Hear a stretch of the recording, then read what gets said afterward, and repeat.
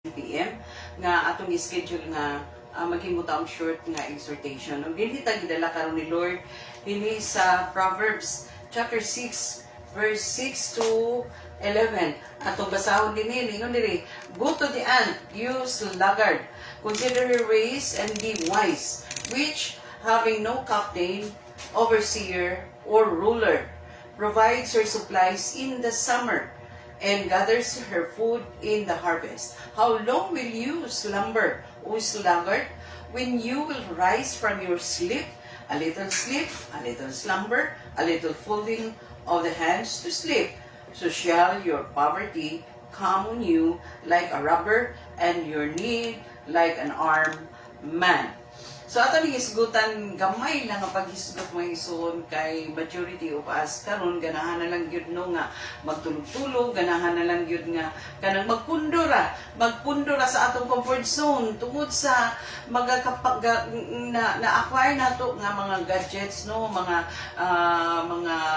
technology nga wala magsige na lang gitag dungo, sige lang tag lingkod. So magkuha ta og lesson aning mga hulmigas, mga ants. So ingon diri, go to the ant, you sluggard, consider her ways and be wise. Actually na agi tulo ka importante kay nga butang nga makuha na to nga lesson niining mga hulmigas, niining mga kaning ants, no, lesson that we learn. That we should learn from the ants. First is, despite of their being small size, ang ants are a picture of wisdom and initiative.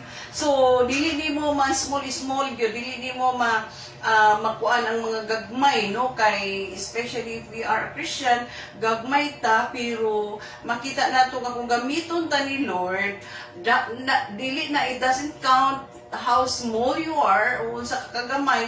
Once nga gamiton ka ni Lord, dagkong mga butang ang ma-accomplish kung gamiton ni Lord ang mga gagmay. So makita nato ang ants ba nga how wise they are, no, unsa sila ka grabe sila initiative. So mao na siya ang permiro ato ra natahigon pag kahugman nato, no, mao na siya ang permiro nga nakita nato nga though despite that they are small in size, but they were so we can picture them as having a wisdom and initiative.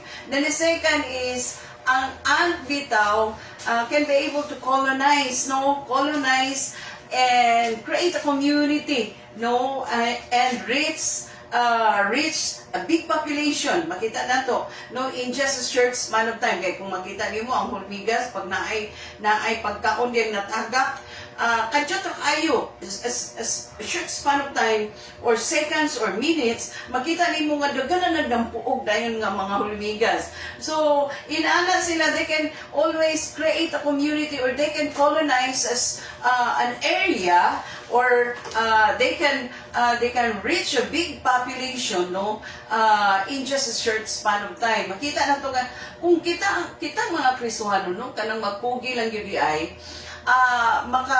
maka-saturate ta sa mga areas nga diin dadun ta sa Ginoo, na mga areas nga maka-create ta og kanabitang big number, big population, makuha na to ma-saturate nato ang area sa Word of God. Dali na to ma-saturate to kung mukuha ng gitag lesson diha, no, sa kanabitang lesson to learn daning mga hulmigas. So yun ana sila ka short span of time. Makita nimo pag naay ilang makita nga pagkaon diha para sa ila kini harvest time ni, no, so dali kay sila makatipukpok, dali kay sila mo colonize, dali kay sila mo create og kaning population, no, big population sa maong nga area. Unya dili sila limited sa area. That's why gani gigamit nako ang word nga colonize, kay dali kay sila in any area, dali sila maka posisyon dito sa maong nga area. So inaana ang mga hulmigas, no. So makita nato nini mga unique ba nga kaning butang nga makita nato sa hulmigas. Then ikatulo makita nato nga ang mga ants works tirelessly, no, dili sila ga kapuyan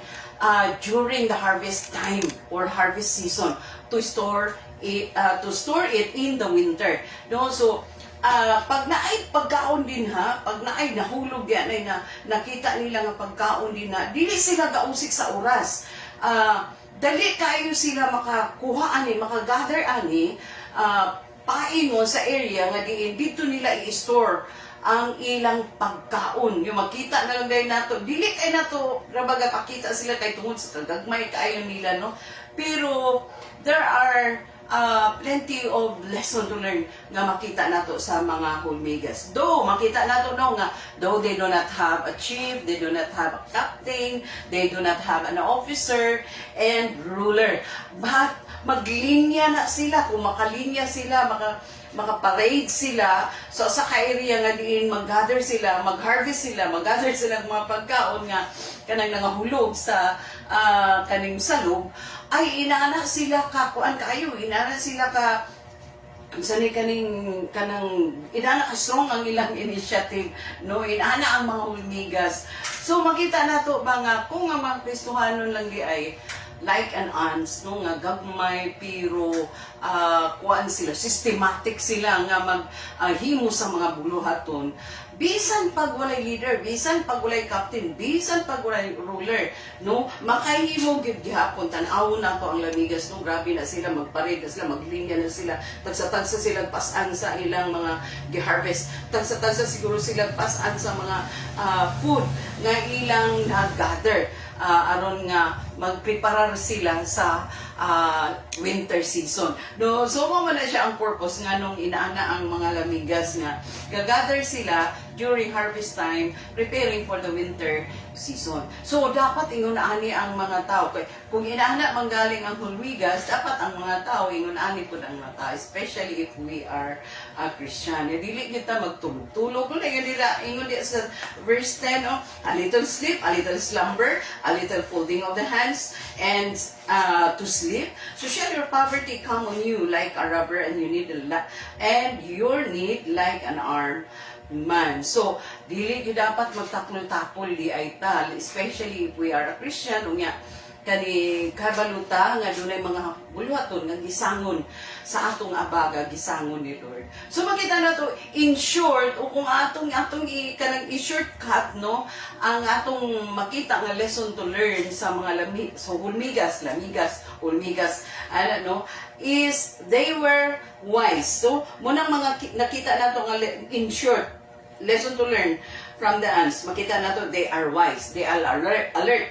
They were alert, no? And they were hardworking and responsible. Muning upat ka unique nga talent or unique nga siya tawag ani personality sa hulmigas nga dapat kuhaan nato og kanang lesson.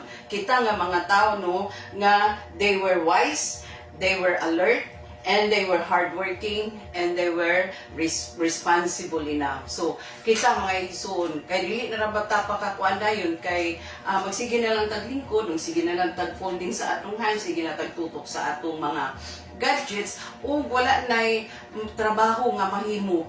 Kay kung gikapoy na ta, matulog naman lang din ta, kay gikapoy na ta sa atong mga gadgets. So, kabalo ko nga daghan kay karon, no? Wala giganay ani nga shoot nga exhortation. Pero diya ratataman mo ginaot nga natay nakudlo karon sa gisgutan nato sa Proverbs chapter 6 verse 6 to 11 that talks about the ants, no, nga ay inaana ang atong dapat kwaon nga lesson to learn sa mga hulmigas. Amen. God bless us all until next Monday between 6 to 7 p.m.